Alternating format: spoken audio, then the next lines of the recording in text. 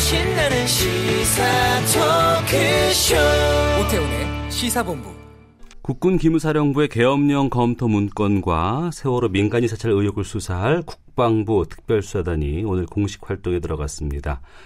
계엄령 문건 작성 의혹의 중심인 조현천 당시 기무사령관, 또 한민구 전 국방부 장관 등이 우선 수사 대상이 될 것으로 보이는데요. 이번 수사와 관련해 보수적인 시각을 가진 한 분과 말씀 나누겠습니다. 허평환 전 국군 기무사령관 만나봅니다. 어서 오십시오. 네, 안녕하세요. 예. 먼저 이번 기무사 계엄령 검토 문건과 관련해서 현재 상황 어떻게 보고 계신지부터 좀 입장을 듣고 시작하겠습니다. 네, 느닷없이 이 독립수사단 편성해서 그걸 조사하러 하니까 국민 전체가 좀 혼란에 쌓인 것 같아요. 본질적인 문제는 저는 두 가지 중에 하나라고 보는데 지금 국군 기무사령부를 개혁하려고 그러잖아요. 네네. 특히 송영무 장관 또 이 정부 들어와서 어떤 행태로든 기무사를 좀 개혁을 해야 되겠다 해서 TF에서 가동 중이란 말이죠. 네. 그렇다면은 국군 기무사를 원천적으로 개혁을 하는 것이 있고 그 개혁이 제대로 안 되니까 이렇게 여론몰이를 해서 강하게 추진하는 거냐? 네. 아니면은 정말 그 지금 박근혜 대통령 지금 재판 중인데 내란 음모까지 이 몰고 가는 그런 이상을 지울 수가 없어요. 박근혜 대통령 지시에서 어떤 친위 구태타까지 얘기 나온단 말입니다. 그러니까 이게 당혹스러운 거죠. 따지고 보면 이게 사실은 군 본연의 임무를 수행했고 국군 기무사령부의 본연의 전행 임무를 수행한 겁니다. 그런데 이렇게까지 하는 저희가 어디 있냐, 이게 당혹스러운 겁니다, 지금. 저희가 있다고 보시는 입장이시고요. 당연하죠. 알겠습니다. 그런데 그 말씀하신 그 위기가 왔을 때 군이 경찰력으로 인해서 이것을 조절하거나 할 수 없는 상황까지 온다 그러면 군이 할 수 있다라고 말씀을 하셨는데요. 그럼 대통령 계엄령과 이술령이 명시가 돼 있습니다. 그런데 이제 또 다른 입장에서는 그 당시에 이제 촛불 집회 상황이라든가 유례 없는 평화적인 촛불 집회가 지금 전개가 되고 있는 상황이었고 이런 상황에서 장갑차 등으로 진압 계획을 작성했다는 것에 대해서 상당히 좀 분노하는 시민들도 많이 계십니다. 경찰이 아닌 군대가 진압을 대비할 만큼 그 당시 상황이 심각했다, 이렇게 보시는지도 궁금하네요. 정말 평화적인 시기는 맞아요. 그러나 그 뒤에 뭐라고 그랬습니까? 심지어 그 당시 일반 민간인으로 있던 문재인 대통령마저도 만약에 헌재에서 이것을 기각을 하면 촛불 혁명하겠다고 그랬습니다. 자기들은 이 정권을 쫓아내겠다고 어제를 분명히 공공연히 표력을 했습니다. 이 정보기관에서는 그런저런 정황을 다 보는 것입니다. 뿐만 아니라 이것이 지금 문건 내용을 우리가 보면은 촛불만 겨냥한 게 아닙니다. 그 당시 태극기도 굉장히 격양돼 있었습니다. 그 당시 사태를 지금 와서 보면 다 지나고 조용한 것이 보이지만은 그 당시 양쪽 사태는 심각했습니다. 심각했지만 또 당시 상황으로는 경찰력으로 일정 정도의 안정화가 됐고 큰 문제가 없이 매듭이 지어지지 않았겠습니까? 그래서 매듭이 지었기 때문에 개혁만 해서 분이 시행을 안 했단 말입니다. 경찰력으로 수습할 수 없는 사태를 상정해서 계획을 하고 조언을 했을 뿐인데, 그리고 어쨌든 대통령이 헌재에서 인용이 돼가지고 물러나셨단 말입니다. 그래서 소요가 없었어요. 그래서 시행을 안 한 겁니다. 그런데 또 일부에서는 그런 얘기를 합니다. 그러한 그 수습이 안 될 정도의 상황이 왔다고 했을 때 그럼 합참이라든가 이런 쪽에서 문건을 작성을 해야지 기무사에서 작성하는 것에 대해서는 월권이 아니냐라는 얘기를 많이 하거든요. 기무사는 그야말로 조언을 하는 거예요. 조언입니다. 우리 기무사가 군 내에 여러 가지 일을 합니다마는 기무사가 전면에 나와서 지시하고 통제할 권한이 하나도 없습니다. 기무사랑과는 그한 사태를 상정을 해서 우려되는 그런 정보 보고를 해서 이런 상황이 상정이 되니까 여기 대비를 해야 됩니다. 한다면 이런 정도의 범위는 최소한 대비가 돼야 되겠습니다 하고 조언을 하는 거예요. 이 집회가 이제 과격하게 될 경우에 계엄 준비를 위해서 청와대 앞에 일개 여단, 공수 여단, 탱크 80대, 장갑차 200대, 뭐 국회의사당 앞 탱크 40여 대. 이렇게 병력 규모라든가 투입 자원들을 보면 질서 유지를 위한 검토 문건이라고 파악하기에는 좀 더 과도하지 않나라는 생각이 듭니다. 질서 유지가 아니죠. 예. 위술령이 발령되면은 네. 그 지은 위수지구 사령관이 임명이 되고 완전히 병력 배치해서 통제를 해야죠. 알겠습니다. 이 문제와 관련해서 이제 특별수사단이 꾸려졌고 이제 오늘부터 이제 작수에 들어갔습니다. 수사에. 이 독립수사단이 밝혀내야 할 진실이라든가 뭐 수사에 집중해야 할 대상이 있다면 어떤 걸 말씀하실까요? 없다 그러면은 왜 필요 없는지 의견도 좀 말씀해 주시고요. 일단은 이것이 국민적 의혹이 나왔고 네. 대통령께서 이렇게 지시도 했기 때문에 수사를 해야죠. 예.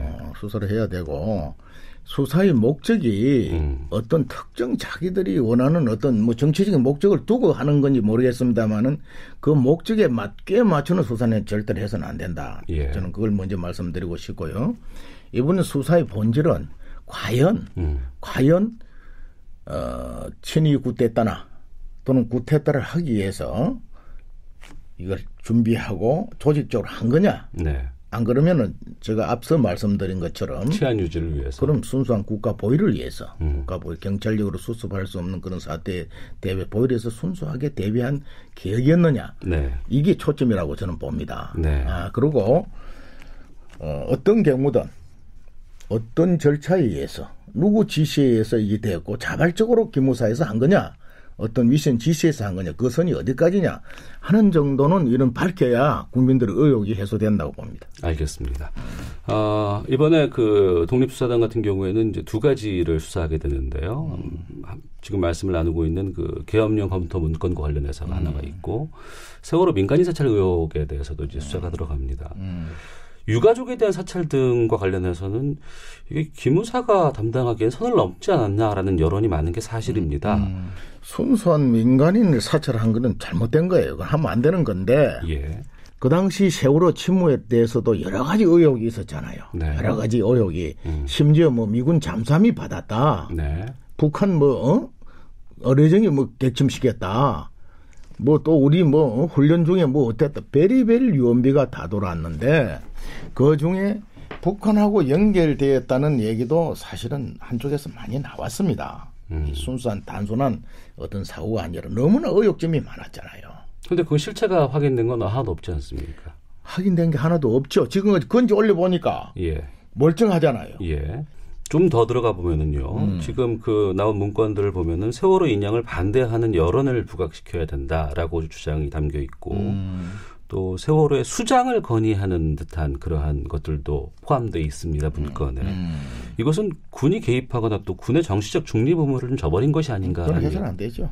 그건 잘못된 거예요. 했다. 예. 그건 동의하시는 부분. 당연하죠. 알겠습니다. 그런 얘기를 왜 합니까? 저는 그건 했다면 그건 과잉충성이. 과잉충성이요. 그럼요. 어떤 지시에 의해서 그것을 수사하거나 그러지는 않았을까요? 지시를 하더라도 네. 그건 저희 국정원이 있고 경찰이 있는데 네.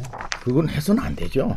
할 수 없다고 얘기를 해야 되고 또 그런 지시 하지도 않습니다. 네. 저는 했다면 그건 과잉충성이. 알겠습니다. 기무사가 앞으로 좀 국민들과 군 전반의 신뢰라든가 뭐 필요성 같은 걸 인정받기 위해서는 어떤 변화나 어떤 개혁이 필요하다고 보시는지 말씀 부탁드리겠습니다.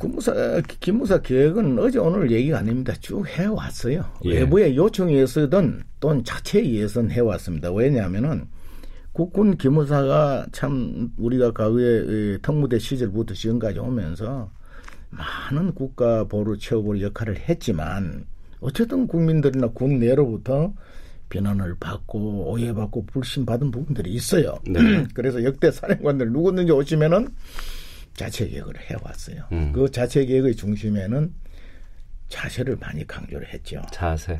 그럼요. 음지에서 일체 숨어서 행사하지 말고 겸손한 자세로 지원하고 도와주는 부대가 되자 해가지고 이제 어느 순간부터 지원하는 부대로서 이미지 자세를 많이 변경을 했고 그다음에 조직도 많이 슬림화했습니다. 과거에 많은 병력대보다 거의 절반 수준으로 줄였어요. 네. 줄였고 이렇게 해왔는데도 이러는데 한다면 딱 두 가지 계획을 해야 합니다. 예. 첫째 하나는 요원들의 전문성, 소수 정예와 전문성을 어떻게 확대할 것이냐. 이제 소수 정리해서 그야말로 시대 환경에 맞는 정보 수집 활동을 하고 하는 그런 기관으로서 역할을 할 수 있도록 인력을 줄이되 전문성을 어떻게 확보할 거냐. 그 다음에는 과학합니다. 결국 이게 전 세계의 정보 수사기관들 보면 아주 첨단화되어 있거든요. 예. 하는지 안 하는지도 모르게 해야 된단 말이죠. 지금 많이 그렇게 하고 있지만 내가 볼 때는 아직도 부족해요. 예. 이번에 정말 수사단이 들어가서 제대로 국가 안위를 지키는 기무사를 만들어 주려고 한다면은 이걸 어떤 방향으로 해야 되는가 이런 고민도 해야 되는데 저는 전문화와 과학화를 어떻게 할 거냐. 알겠습니다. 여기까지 말씀 듣도록 하겠습니다. 자, 지금까지 허평환 전 국군 기무사령관과 함께 말씀 나눴습니다. 오늘 말씀 고맙습니다. 네, 감사합니다.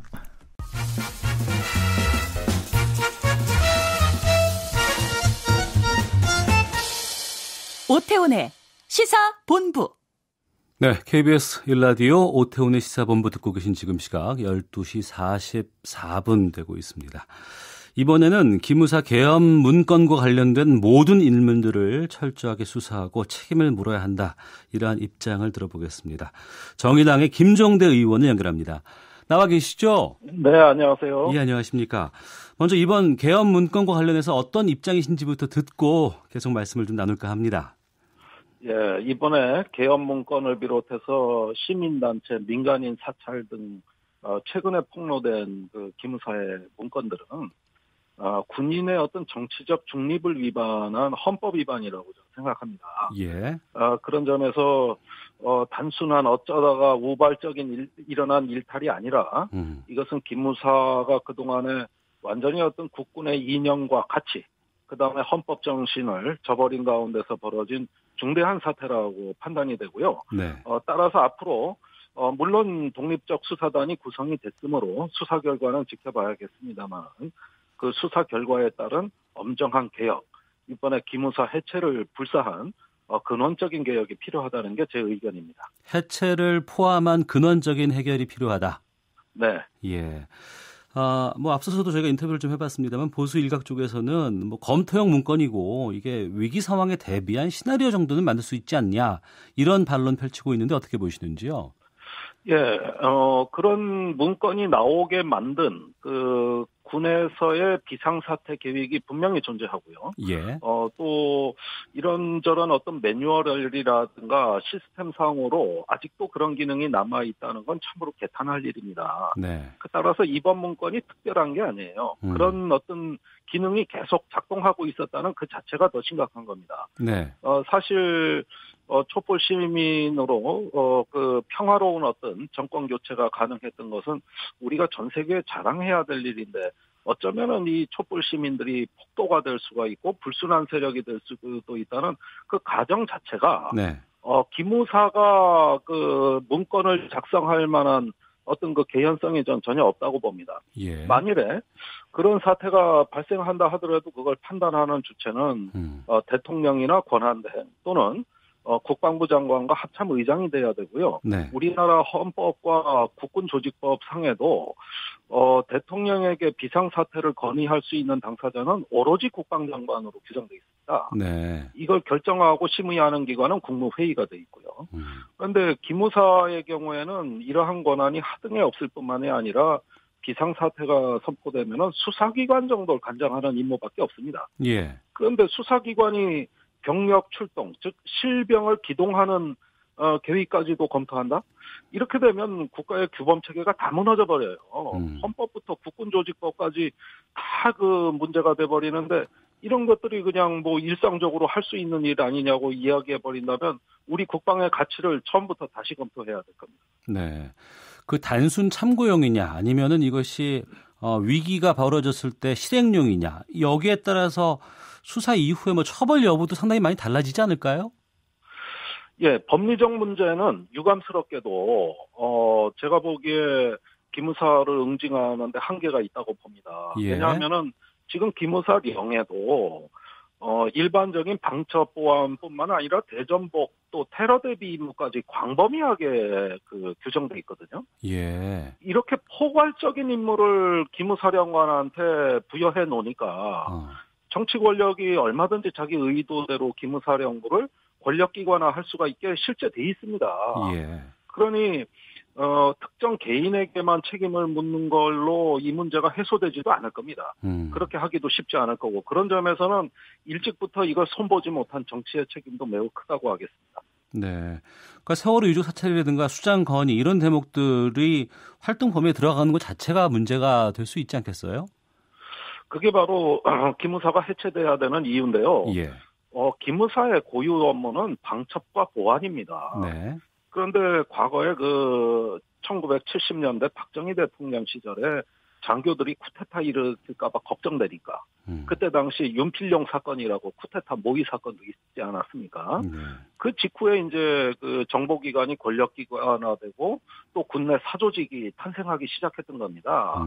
지금 우리가 기무사 얘기를 하는데 무슨 장교들 쿠데타 감시하기 위해 동향을 관찰하고 인사자료를 작성하고 또 민심과 정치권 동향까지 넘봤다 이 얘기는 이게 40년도 더 된 그 과거의 잔재이지요. 지금 네. 세상에 누가 쿠데타를 정상적인 장교라면 꿈꾸겠습니까? 그런데 그렇게 해서 동향을 관찰하라고 해서 남겨놓은 기능을 악용하는 겁니다. 그게 대통령에게 절대 충성하는 정보기관으로서 대통령을 잘 모시기 위해 이런 것도 작성했다는 취지인데 네. 그래서 일상 업무라는 건데 이건 정말 이건 아찔한 얘기예요. 우리가 아직까지도 이 잔재가 청산이 안 됐구나. 지금 시절이 어느 시절이냐 하는 얘기에 개탄을 금할 수 없습니다. 예. 김 의원께서 페이스북에 기무 개혁을 둘러싼 치열한 남투, 내부 고발자가 된 국방장관 이런 제목으로 글을 올리셨던데 네. 문건 유출에 기무사 개혁을 위한 장관의 결단이나 의도가 포함되어 있다는 시각으로 봐도 되겠습니까? 예, 당연히 그렇습니다. 이 문건 유출이라는 현상을 진단하는 데 있어서 우리가 현 정부 내에서도 기무 개혁을 둘러싼 두 가지 관점이 발견이 됩니다. 예. 첫 번째는 대통령을 잘 모시기 위해서 기무를 그냥 존치시키되 예. 한 규모를 한 30% 줄인다든가 아니면은 외청으로 독립시킨다든가 이런 쪽으로 손보면 어떠냐. 요거는 부분적 개혁론이고 예. 반면에 국방장관의 경우에는 방첩 기능만 남겨놓고 다 없애자. 지금 시절이 어느 시절인데 기무와 같은 기관이 존재하냐. 이렇게 좀 전면적이고 강경한 개혁론이 있었어요. 예.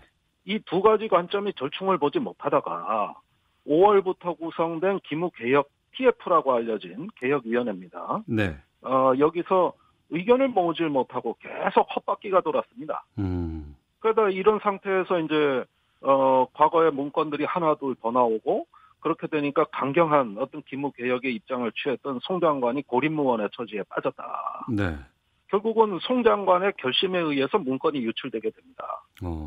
이것이 제가 보는 이 기무개혁을 둘러싼 이 정부 내 관점의 차이, 거칠게 암투라고 표현했습니다만 갈등이 아니겠나 생각이 됩니다. 예. 그건 주장이신가요? 아니면 어떤 근거가 있는 얘기신가요? 글쎄, 근거야, 저는 당연히 있죠. 다 예, 만나봤으니까, 당사자들을요. 예. 그래서 전부 다 만나보고 입장을 들어보고 쓴 거고, 그렇게 또 부인도 못해요, 사실은. 청와대에서도 맞다, 관점 차이는 있었다. 이렇게 시인을 했고, 네. 다만 좀, 어느 정도 개혁이 진행되고 있지 않느냐는 이런 정도의 이야기였던 걸로 보입니다. 네. 이 관련된 보고를 청와대가 제대로 받았는지 받지 못했는지도 상당히 좀 논란이고 오늘 오전에는 대통령이 기무사의 계엄령 문건과 관련해서 국방부, 기무사, 각 부대 사이에 오간 모든 문서와 보고를 즉시 제출할 것을 지시하기도 했는데요. 여기에 대해서는 어떤 생각이신지도 좀 말씀해 주시죠. 그러니까 참 아리송한 게 바로 그 대목입니다. 예. 국방부에서는 청와대 보고를 했다 그랬는데 지금 조국 민정수석은 본 적 없다 그러거든요. 네. 그리고 대통령께서도 못 보신 것 같아요. 그렇다면 도대체 보고의 주체와 대상은 누구였는가. 네. 이런 점에서 청와대도 여러 비서실이 있기 때문에 그중에 하나였을 것으로 짐작은 됩니다만은 어쩌면은 지난 3월이 이런 문제를 정리할 수 있는 절호의 기회가 아니었을까. 네. 그런데 그 기간에 무언가 소통의 문제가 있었던 것으로 보여집니다. 그리고 지금까지 지체된 것이죠. 예, 그 소통의 문제라고 하면은 그 자리라든가 아니면은 글쎄요, 어떤 분들이 그런 것들 논의했을까 싶기도 한데요. 예, 원래 기무사 문제라면 당연히 민정수석실 소관입니다. 네. 모든 권력기관을 다루지 않습니까? 네.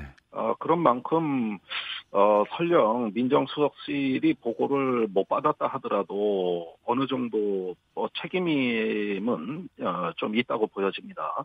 그런데 반면에 국방부가 이런 문제를 소관 수석실하고 상의하지 않고 다른 데 이야기했다면 이건 또 다른 문제입니다. 그런 점에서는 이 소통 체계, 보고의 적시성 등의 문제는 총체적인 재점검이 필요하지 않을까 생각됩니다. 네. 장영달 전 더불어민주당 의원이 이끄는 기무사 개혁이요. 네. 여기는 일단 개혁안을 특별조사단의 수사 이후로 발표를 연기를 했습니다. 일각에서는 기무사를 이제 국방부 외청으로 독립시키고 이러한 조치들을 검토하고 있다 이런 보도도 있던데 기무사를 앞으로 어떤 수준으로까지 개혁해야 한다고 보시는지요? 30%를 줄인다, 장성수를 감축한다. 외청으로 독립시킨다 이런 이야기가 나오는데 정말 궁여지책이라고 봐요. 네. 그런 건 개혁이 아닙니다.